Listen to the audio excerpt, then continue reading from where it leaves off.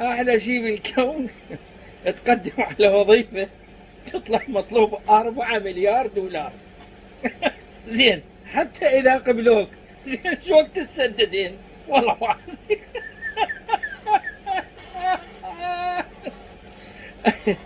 هاي اكو واحد يقول قرايب زوجتي قال لي انت متعين؟ قلت له لا والله. قال قدم لنا جيب اوراقك، اعطيني اوراقك جنسيه وشهاده جنسيه وهذني السوالف مال التعيين كلهم، وان شاء الله اقدم لك انا على تعيين ورا 15 يوم يطلع. يقول مشت هذا، اعطيته الاوراق، مشت له 15 يوم، رحت عليه قلت له ها يابا، قال انتظرني شويه بعد. انتظرته 3 ايام 4، رحت عليه ها يابا، يقول انتظرني فد 15 يوم. يقول انتظرت، يقول 15 يوم جرت 15 يوم، والشهر جر شهر، المهم صارت سنه. يقول اياسي تعرفتك؟ لا واد كل شيء ماكو، لا تعيين ولا شيء.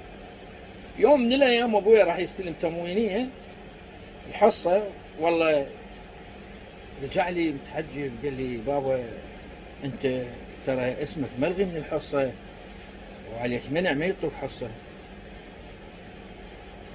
يقول انا راسي انطفرت له بالتموينيه. سلام عليكم السلام. قلت له عمي شنو السالفه؟ قال لي اي والله انت ممنوع من الحصه، جتنا هاي من المركز انه شايلين اسمك من الحصه فلازم تراجعهم. يقول لفيت شوالاتي ورحت اراجع الناس.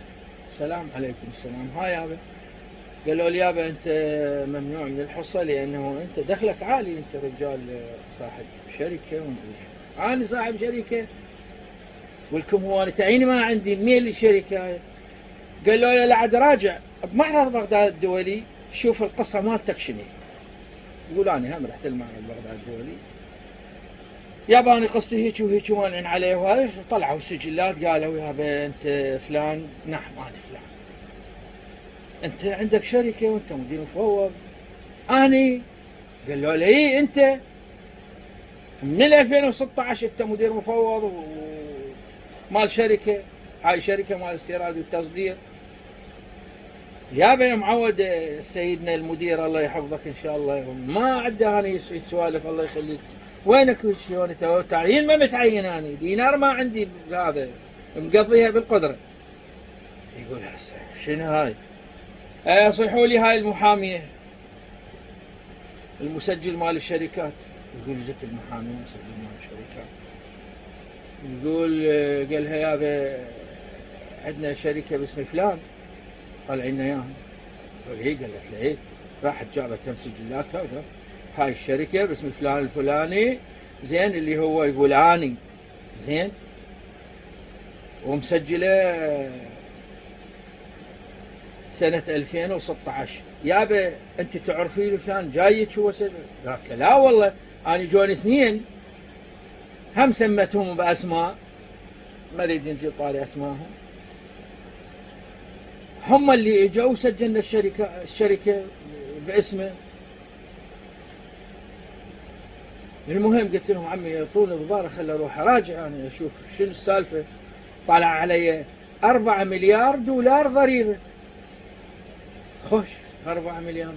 راح يقول رحت منهم، رحت راجعت اكو 2 بنوك لان انا مدير مفوض بعد يعني اقدر اطوب واطلع وهذا. رحت على البنك الاول يقول ما الحمد لله والشكر ما مطلوب كل شيء بيه وهذا. بقى عندي البنك الثاني، رحت للبنك الثاني يقول وصلت للبنك الثاني طببوني بالشافعات.